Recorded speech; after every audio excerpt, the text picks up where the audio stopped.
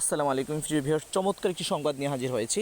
অত্যন্ত চমৎকার একটি সংবাদ। দীর্ঘদিন মাদ্রাসার কয়েকটা মাদ্রাসাতে যে অনার্স মাস্টার্স কোর্স চালু করা হয়েছে, কিন্তু অনার্স মাস্টার্স কোর্সে শিক্ষকদের বেতন ভাতার কোনো অপশন ছিল না, বেতন ভাতা দেওয়া হতো না। তো দীর্ঘদিনের এই জটিলতার অবসান হয়েছে আলহামদুলিল্লাহ।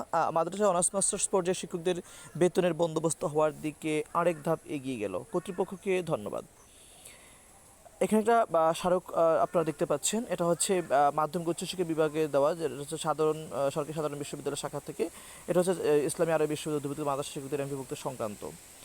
এখানে লেখা আছে সূত্র ইসলামী আরবি বিশ্ববিদ্যালয়ের স্মারক নম্বর রেজিস্ট্রেশন প্রশাসন ফট পাইজেত, মানে উপযুক্ত বিশ্ব সংযুক্ত পত্রের পরিপ্রেক্ষিতে ইসলামী আরবি বিশ্ববিদ্যালয়ের অধিভুক্ত মাদ্রাসাসমূহের অনার্স মাস্টার্স পর্যায়ে কর্মরত প্রায় 200 জন শিক্ষকের এবং বিশ্ববিদ্যালয়ের বিধি মোতাবেক সৃষ্ট পদসমূহে এমপিভুক্তির বিষয়ে আইন ও বিধিবিধানের আলোকে প্রয়োজনীয় ব্যবস্থা গ্রহণের নিমিত্তে প্রাপ্ত আবেদনটি নির্দেশক্রমে অগ্রাহ্য করা হলো। ধন্যবাদ।